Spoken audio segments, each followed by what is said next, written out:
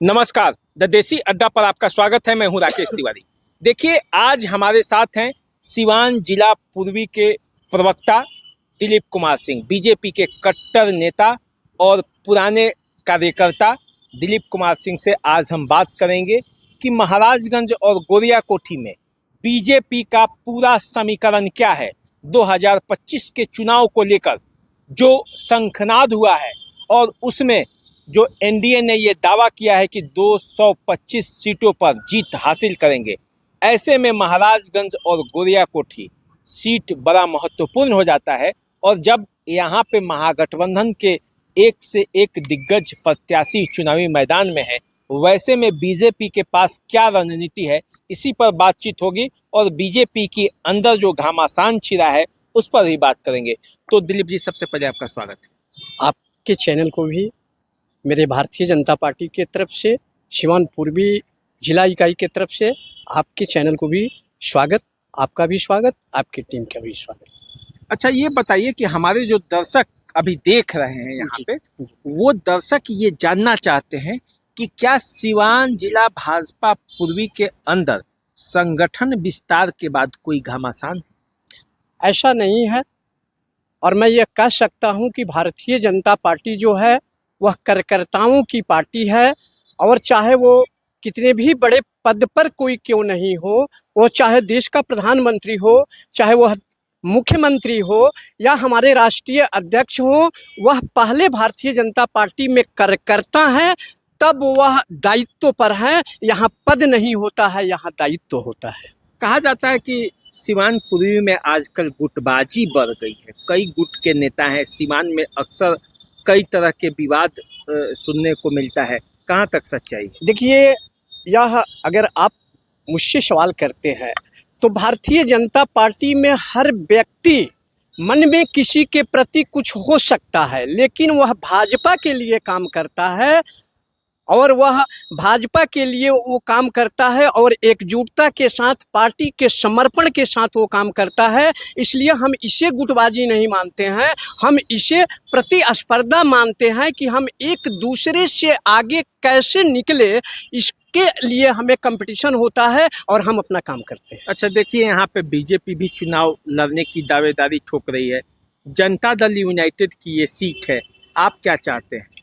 देखिए, यह हमारे एनडीए एकता गठबंधन जो बना है, वह उसके नेता हमारे आदरणीय मुख्यमंत्री श्री नीतीश कुमार जी हैं, जिसको हमारे केंद्रीय नेतृत्व भी स्वीकार किया है और हमारे देश के आदरणीय प्रधानमंत्री जी भी स्वीकार किए हैं।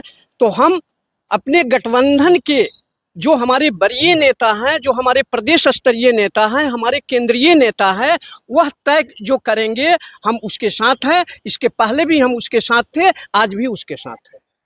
लेकिन कुछ लोग तो कह रहा है कि ये सीट इस बार जनता दल यूनाइटेड को न जाकर बीजेपी को जाएगी। ये लोकतंत्र है, कहने वाले को कहने दीजिए, लेकिन एक बीजेपी के प्रवक्ता होने के नाते, एक जिम्मेवार पद पर, दायित्व पर होने के नाते मैं इसे कहता हूं कि यह हमारे प्रदेश नेतृत्व और केंद्रीय नेतृत्व तय करेगा कि हम बिहार में 243 सीटों पर हमारे गठबंधन में जो 5 दल है, वह कौन कितने पर लड़ेगा, अभी यही फाइनल नहीं हुआ, तो हम आगे इस पर क्या कहेंगे। मतलब कार्यकर्ताओं की क्या इच्छा है, हम तो ये जानना चाहते हैं। कार्यकर्ताओं की एक ही इच्छा है, डबल इंजन की सरकार। कार्यकर्ताओं की एक ही इच्छा है, एनडीए एकता जिंदाबाद, और एनडीए से कोई भी आएगा तो हमारे पांचों दल तो उसके साथ खड़े रहेंगे। भाजपा के नेता लोग जो घूम रहे हैं क्षेत्र में, तो वो कैसे घूम रहे हैं? यह लोकतंत्र है,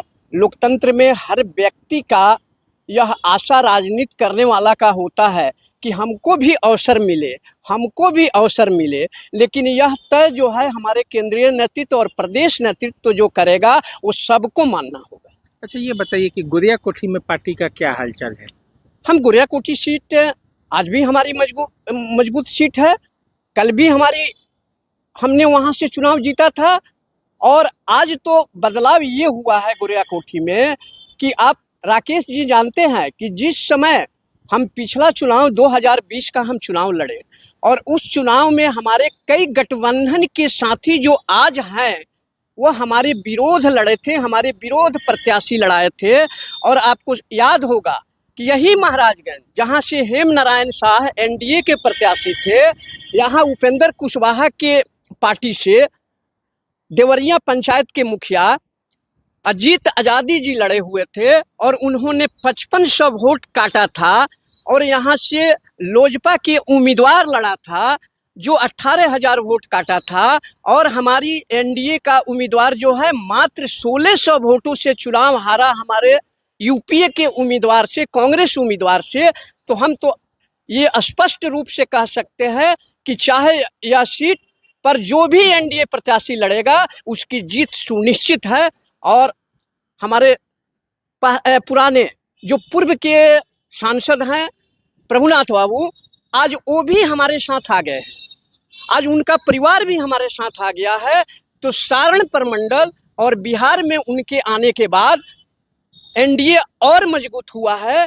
तो हम ये कह सकते हैं कि सारण प्रमंडल के 24 सीट हम जीतने का संकल्प लिए हैं। और इसको आदरणीय पूर्व सांसद महोदय का परिवार और उनके पुत्र भी यह कह चुके हैं कि हम सारण के 24 सीटों को जीतेंगे इस बार। महाराजगंज से और गोरियाकोठी से, दोनों जगह से महागठबंधन के तो दमदार प्रत्याशी आए हैं। वो तो क्षेत्र में एकदम घूम रहे हैं, चारों तरफ ये कर रहे हैं। तो फिर ऐसे में आपका कैसे? राकेश जी, हमने हमेशा दमदारों से लड़ा है। आप सिवान के इतिहास की अगर बात करें तो हमने शहाबुद्दीन जैसे दमदारों से लड़ा।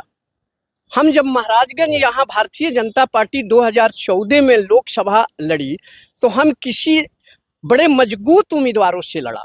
तो हमने तो हमेशा दमदारों से लड़के और भारतीय जनता पार्टी और एनडीए को जीत दिलाया है। तो हम यहाँ हम उसको दमदार कैसे माने? हमने तो हमेशा दमदारों से लड़ा है और दमदारों से लड़के हमने जीत हासिल किया है। तो बीजेपी पूरी तरह से मुस्तैद है? हाँ, पूरी तरह से मुस्तैद है। और एनडीए के सभी घटक दल एकजुट होकर मुस्तैद है कि चाहे गठबंधन के जो भी सीट जहां लड़ेगा, हम सभी एकजुटता के साथ उसके लिए मदद करने के लिए और जी जान लगा देंगे। तो क्या लगता है कि मतलब ये दोनों सीट जो है, पिछले बार तो महाराजगंज हार गए, सिवान में जो सीटें हैं 8 उसमें से 6 सीटें चली गई थी, मुश्किल से आप गोरियाकोठी भी जीत पाए और दरौदा भी जीत पाए। तो इस बार क्या आपको लगता है कैसे? राकेश जी, पिछले बार से हमारी परिस्थिति, हमारी स्थिति, दल की मजबूती और गठबंधन की मजबूती बढ़ी है। पिछले बार हम 4 दल गठबंधन में थे एनडीए के, अभी हम 5 दल एनडीए के हिस्सा हैं। इस बार तो तेजस्वी यादव को मुख्यमंत्री बनाने का हवा है और इसलिए महागठबंधन ज्यादा जोर लगा रहा है। तेजस्वी यादव के पिताजी को लोगों ने देख लिया है। उन्होंने 15 सालों तक शासन किया और सिर्फ शासन के बल पर उन्होंने अपने परिवार को बढ़ाने का काम किया और अपने परिवार की चिंता की। उन्होंने कभी बिहार की चिंता नहीं की, क्योंकि उनके शासनकाल में आप देखे होंगे कि सड़क की क्या स्थिति थी, बिजली की क्या स्थिति थी और आज गांवों में कितनी बदलाव हुआ है। चाहे वो बिजली की व्यवस्था हो, चाहे वो सड़क की व्यवस्था हो, चाहे एनडीए सरकार डबल इंजन की सरकार जो है वो शुद्ध पेयजल की व्यवस्था किया हो, या पंचायती राज व्यवस्थाओं में हम सीधे केंद्र से और राज्य से जो राशि भेजते हैं उससे कितने परिवर्तन हुआ है, ये तो दिख रहा है। कहा जा रहा है कि जो आपके सांसद हैं जनार्दन सिंह सिग्रीवाल पहले से बदल गए हैं और उन पर कई तरह के आरोप लगाया जा रहा है। तो ये क्या कहेंगे आप? ये बिल्कुल गलत है। जनार्दन सिंह सिग्रीवाल जी एक जमीनी कार्यकर्ता हैं, एक भारतीय जनता पार्टी के समर्पित कार्यकर्ता हैं और उन्होंने हमेशा समर्पण दिखाया है। उनके साथ अगर पार्टी ने जो भी निर्णय लिया है उस निर्णय के साथ वो खड़े रहे हैं और पार्टी के लिए तन मन धन उन्होंने समर्पित करके और एक सिपाही के तरह एक मोदी जी के आदेश का अक्षरशः और पार्टी का अक्षरशः उन्होंने पालन करते रहे। तो आप कितना नंबर देंगे गोरियाकोठी और महाराजगंज 2 विधानसभाओं को, यदि आपका जो तैयारी है उसको और जो जीतने का जो परसेंटेज है उसमें कितना नंबर देंगे कि बीजेपी के कार्यकर्ता कितना नंबर?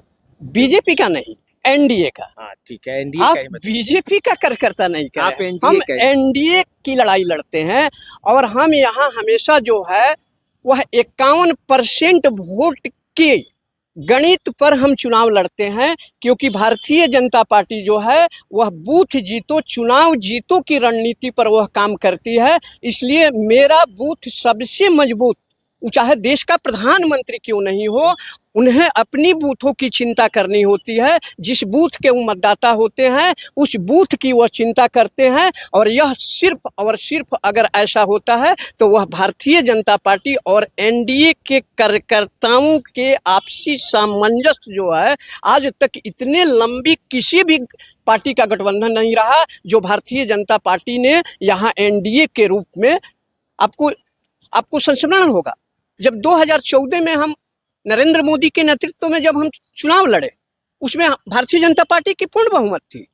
2019 में भी भारतीय जनता पार्टी की पूर्ण बहुमत थी, लेकिन हमने पहले ही घोषणा किया था कि हम एनडीए के सहयोगी दल के साथ रहेंगे। तो हम एनडीए के सहयोगी दल के साथ रहे, काम किए और आज भी करते हैं। तो देखिए, ये दिलीप कुमार सिंह जी थे, सिवान पूर्वी के प्रवक्ता। इन्होंने बड़ी बेबाकी से गोरियाकोठी और महाराजगंज, ये दोनों विधानसभा क्षेत्र जो इनकी जवाबदेही में है, उसके बारे में बता दिया। क्या तैयारी है बीजेपी की, बीजेपी के अंदर क्या चल रहा है, सब कुछ इन्होंने साफ कर दिया। तो चलिए हम फिर मिलेंगे जैसे जैसे चुनाव नज़दीक आएगा, फिर पार्टी की जो रणनीति होगी, पार्टी का जो रणनीति बनेगा, उस पर भी चर्चा करेंगे।